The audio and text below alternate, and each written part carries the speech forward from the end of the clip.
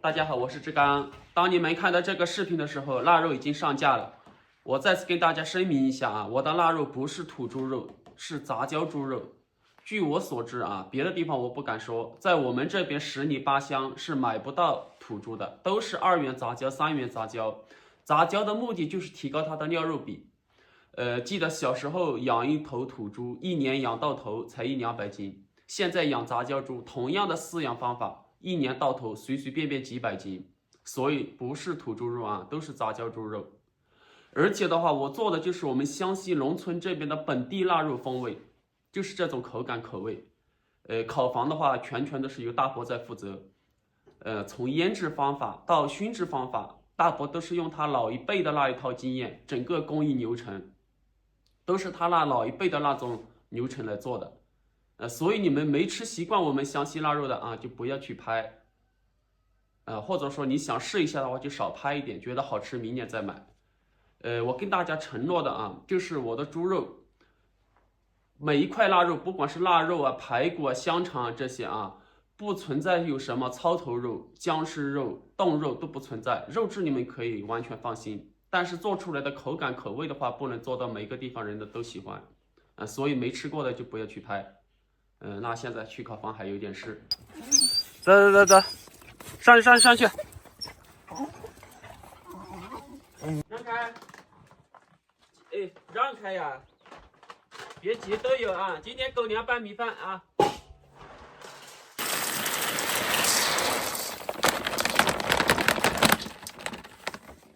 走，开餐喽！香喷喷的狗粮拌米饭，吃吧。你又要演一下，你每天演累不累啊，大黄？快点吃，纯狗粮是不可能啊！你看铁头吃的多好，快去！你一个虎妞，你一个大黄，去！大黄和虎妞每次就是先闻一下空气里面的味道，确定空气里面有味道了之后，再到草丛里面去。这个小妞一进村了，到处赶人家公狗。大黄走错了，你怎么老是走？这个铁头，大黄你上来，铁头，上，走，大黄。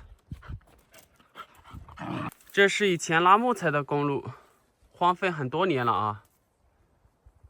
前面是我们这边的自然保护区，和大伯商量决定明年把这里打造成一个养蜂基地，让蜜蜂一出门的话就能在保护区里面自由采集花蜜。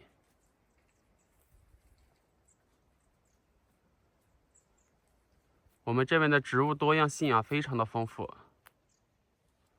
所以非常适合养这种土蜂。蜜蜂就顺着这个崖壁下面摆。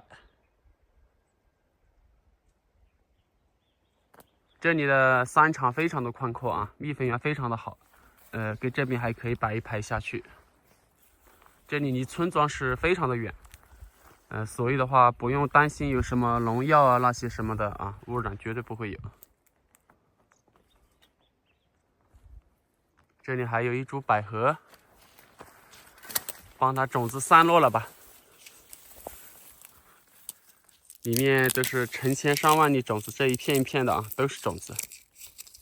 它都是借助风的力量啊，一吹风的话，它里面这些种子它就会随风而散，基本上散完了。突然间全部消失了，就铁头在这里，铁头不会和他们去抢洞的啊。连小妞都走了，应该是追老鼠去了。铁头他要单独找。跟着小妞走，小妞她回来接我来了。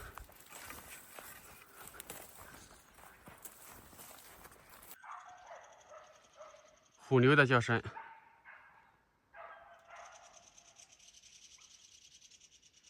应该是抓到了，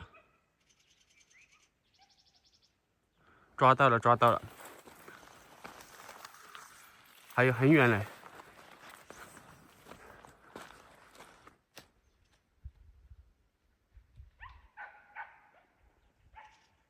还在那边。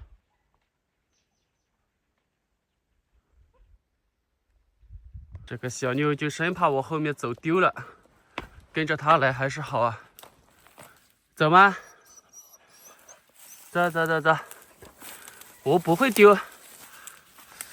它还知道往这边带啊，我能钻得过去的地方。虎妞把它夹着跑了，这个虎妞越来越不像话了。一只大老鼠跑到那边去了，它知道我也要它的，那也追不上它啊！你们看，这都是老鼠经常走的路，走得这么光滑。你一个小妞，你也不把虎妞的老鼠抢过来，那直接跟着它走了。走走走，走吗？你带路吗？虎妞跑到哪里去了？我怎么知道啊？走吗？你一个小妞，走走走走，走不走？我问你走不走？不走，铁头带我去。他就这样一呜一呜，我不跟你走了。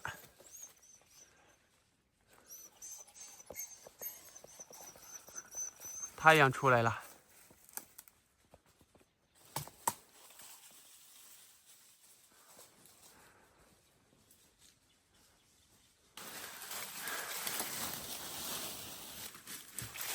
哇，你这个样子，走路都走不稳。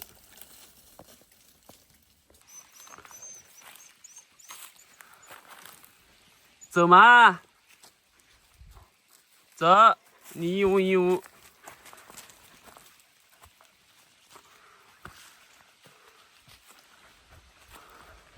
铁头在那下面，大黄也没看到啊。这个季节了，还有红果参，你们看，漂亮吧？我们这边一叫算盘子啊，因为整个外形就像一个算盘一样。这种野果的成熟期还是挺长的，还有很多啊。你像土人参啊，还有火棘啊，成熟期啊，基本上都有差不多2、3个月。哇，摘起来都能吃饱了，随便摘一下，就这么一手。我基本上进山的野果都能吃到饱。这个也是红果参，我们这边的红果参分布的还是比较多啊。刚才是在那里摘，基本上我都把它摘光了，因为全部都熟透了嘛。无论什么野果，刚刚开始成熟的时候，它口感没有那么好。当它熟透了的时候，那种香甜味就非常的突出了。你们看。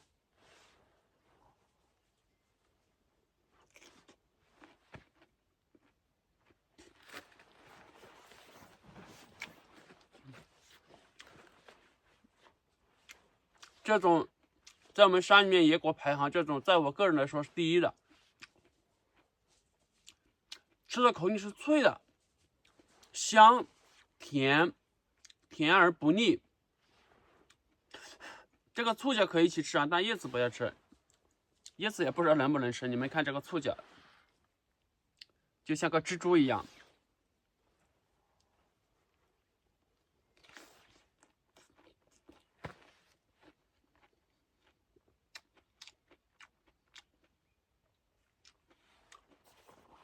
而且汁水非常的多。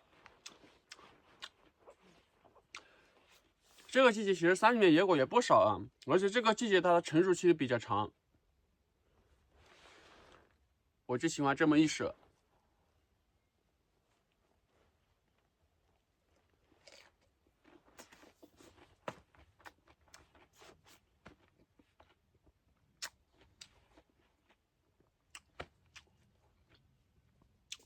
汁水很多。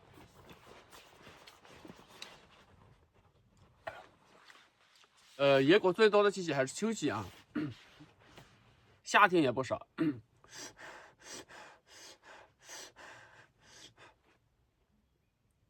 一个一个吃啊，吃不出这种感觉，要这么一手。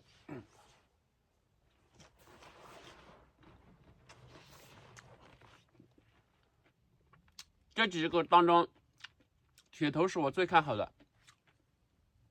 无论他是以后打架，还是捕猎，还是以后的服从性，铁头在这几个当中绝对是这个。虎妞呢，体力是最好的，战斗力呢非常不错，但是他从小被大黄欺负习惯了，现在还是怕大黄。虎妞有一个很不好的习惯，就是服从性啊太差了，他夹了猎物他就跑了。我估计这个习惯如果经常带他带习惯了，他这个习惯会传给铁头，影响到大黄他们，可能他们以后也会仿照虎妞那样抓到老鼠就吃了。以后这个性格要把它慢慢改过来。不让他吃老鼠的原因的话，你像小黑在村里面暴毙，很多人他都说应该是吃了哪家这放了老鼠，要么毒老鼠嘛，都是无意的，就是为了消灭老鼠，老鼠死在外面。小黑之前你们看他打野啊，非常的厉害，抓老鼠，所以抓到他就吃了，我没有阻止，所以他在村里捡到死老鼠他也吃了，所以就中毒死了。而且铁头也挺护主啊。哎，这是啥东西啊？哦，野生动物排泄物。铁头，跟你商量个事，以后抓到老鼠不能像虎妞那样啊，直接就吃了，听到没有？啊，跟你说话听到没有？还有你大黄，别学虎妞啊！走啦，小六。虎妞没回来，我估计他抓到这只猎物了之后，我估计会要全部彻底吃完他才会回来。走，那我们回去了。虎妞他早就到回来，走吧，大黄。大黄服从性也非常好。走，小六，回去。等一下，虎妞找得到回来，走吧。哎，这有个啥东西啊？像是一只猫啊！这里怎么会有一只猫呢？你是不是一只猫？是一只猫，那它在这里干嘛？哇，这是惊恐的眼神吗？这深山老林的，你在这里干嘛？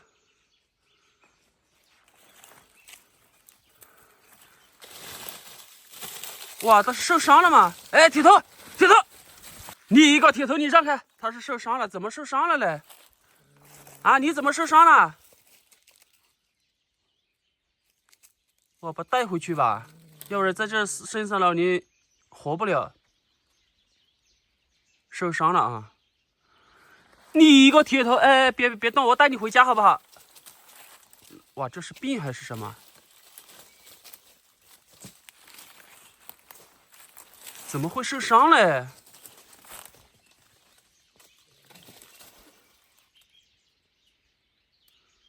铁头，你上来，你是不是也要这样去咬咪咪啊？咬黑妞？没有咬啊，他是自己受伤了。铁头应该是和他闹着玩了，把他带回家吧。好，我带你回家，你别凶我好不好？他这样在山里面活不了，随便一个什么动物就能反杀他。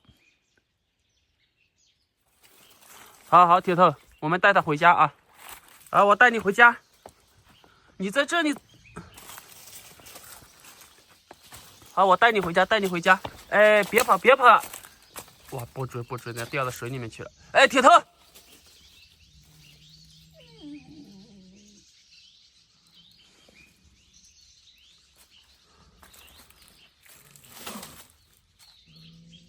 那只猫救不了，在这个山谷里面，不是一般的凶啊，只能遵循自然规律了。这倒下这么多树木是去年啊冰冻灾害倒下来的，全部基本上都干枯完了。那现在回去。大黄，你是不是应该把虎妞找回来啊？虎妞的还没回来，都到村里面了。这是我们这边的茶园，这个火就要随时带着。都是茶蔬菜啊，这个没有杂木。耶，香蕉已经开始干了哦，已经开始了啊。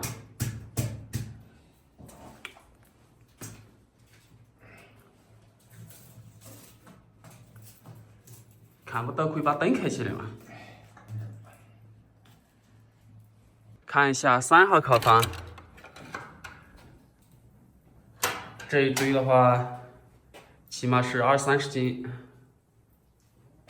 都已经开始干了啊。其实香肠啊，放到饭上面，这比炒吃起来口感会更好一点，不但香啊，还软硬适中。就是这样切节啊，我不推荐这样切片啊。这一节一节切起来，放到米上面蒸着吃，直接放到水上面了，都开始滴油了，还留了一块腊肉。那今天我们试一餐啊。我建议大家，强烈建议大家啊，这种新鲜腊肉皮子一定烧一下，这种就是新鲜腊肉啊。烧一下的好处的话，就是切起来脏脏香，很好切，而且吃起来更香一点啊。连皮子都是香的。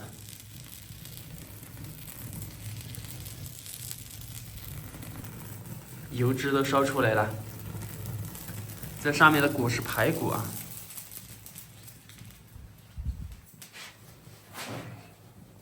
咱们一块有2斤多啊。那起码2-3斤。2-3斤了。差不多的哦。会。而且烧的黑不溜秋的啊，也很好洗。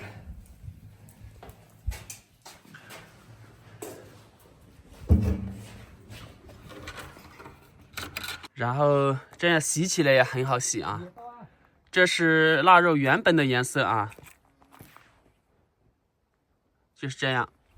我们这边砍的话，然后就把这个排骨先把它切掉，然后再切五花，最后再砍排骨，这是2根骨。最后排骨的话，顺着这样再把它砍过来。稍微刮一下就 OK 了啊。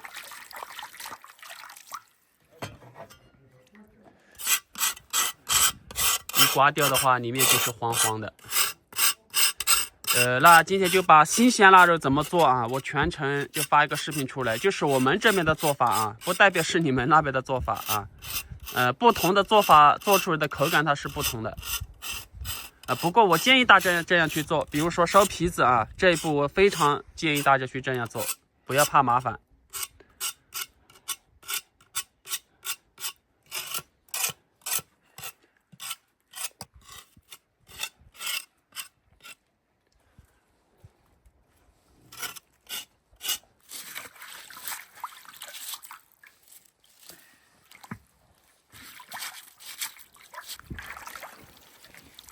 新鲜腊肉的肥肉啊，都是白色的，然后的话，瘦肉是红色的，这个皮子的话就是黄色的啊，呈金黄这种颜色啊。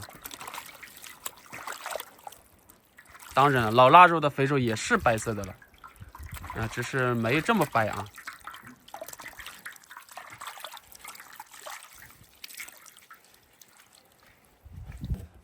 够懂啊？切节。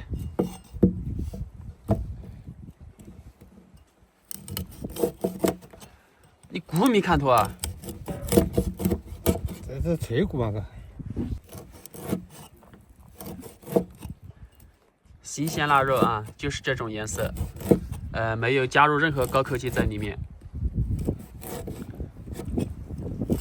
所以的话，它这个颜色看起来啊，就不是特别的受看啊。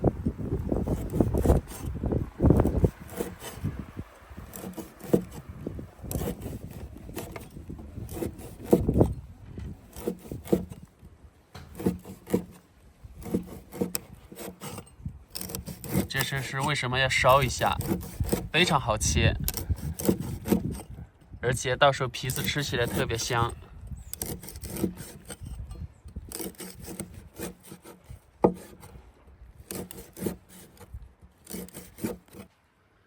腊肉啊，只要一点点油。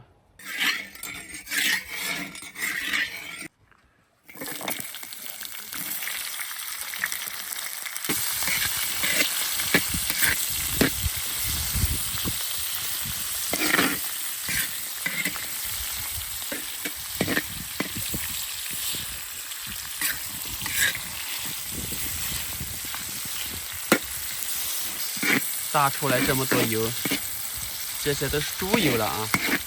干辣椒、姜蒜，等一下还要下点白菜啊，要不然太油了。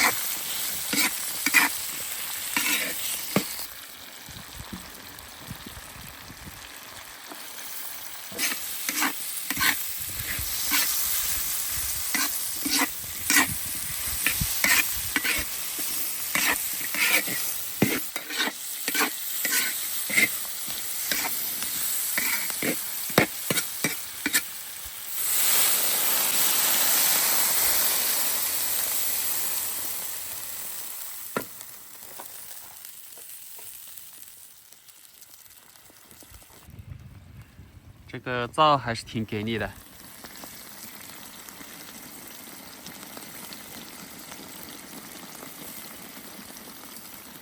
然后大伯这边再加一点葱啊，不是蒜哦，白菜。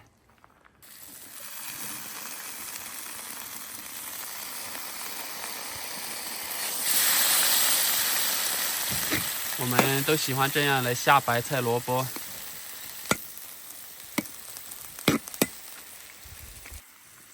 蒜。OK， 大伯的会英语了啊。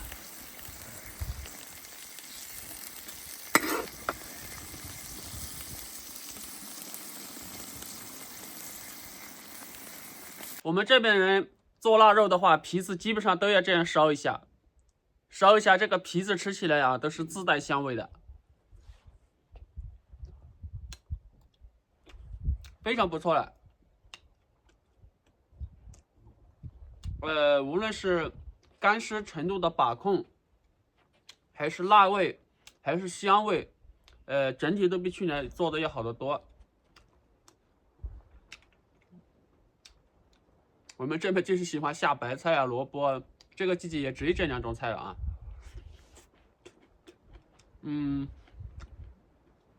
明年可能也就是第二批腊肉了，可能你有点做了腊肉，就是满足一部分喜欢吃腊肉的朋友啊，因为去年问的人太多了，都要老腊肉，如果没吃习惯老腊肉的，那老腊肉吃起来，这个怎么说呢？我说不出来那种口感啊。如果说没吃习惯的朋友，他和新鲜腊肉吃起来口感有区别的，就感觉有点上头的那种感觉。就像我昨天到70多岁那位老人那里，他那个2年的老腊肉，2年的和1年的吃起有一点区别，区别不是特别大。一般新鲜腊肉啊，我相信只要是中国人啊，我相信无论天南海北，基本上都能接受。不是我自吹自擂，茶蔬菜熏的它真的香味就要好一点。所以的话，成本再大，我还是要坚持我们这边。我们这边以前就是全部用茶蔬菜，就是到后来嘛，茶油的价格就是每年在上涨嘛，很多人就舍不得砍了，所以全部都用杂木，就是说，烟雾不是特别大的啊，比如说青冈树啊那些也带一点香味的，就很多都是用那些。不过农夫熏的比较少了，一天就煮2顿饭，就那样熏一下。所以这几年的话，我们这边就是大力推广那种杂交茶树啊，那个树没有多高，方便管理，方便采摘，而且那种茶籽很大的那种，出油率很高，所以都在有计划的啊，这样来换代，就是把老茶树全部砍掉，全部种新品种。所以这也算是一个机会吧，然后就把那些老茶树全部利用起来，能利用多少年是多少年吧。其实腊肉的话，你把它切成片啊。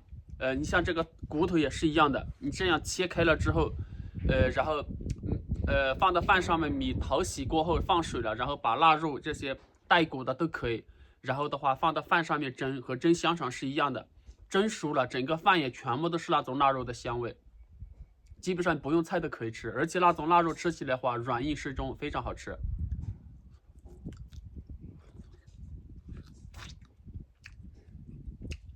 哇，骨头上面的肉真的很香。我估计虎妞应该是又回去了啊。它每次一吃饱喝足了之后，它就不管我了，就溜到家里面去了。我估计是回去了。来，大黄，点头，来。大黄在我面前表现得很懦弱。今天晚上上架了，差不多预计，因为每块腊肉的重量都不一样啊，每次都要称10几单，最多只能上10几单，因为重量不一样的产品啊，只能上10几单。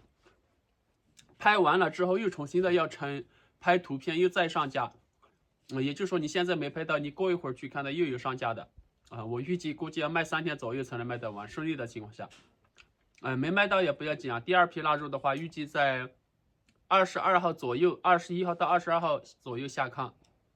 到时候第一批没卖到的话，可以等第二批。好，那就分享到这里吧，明天见。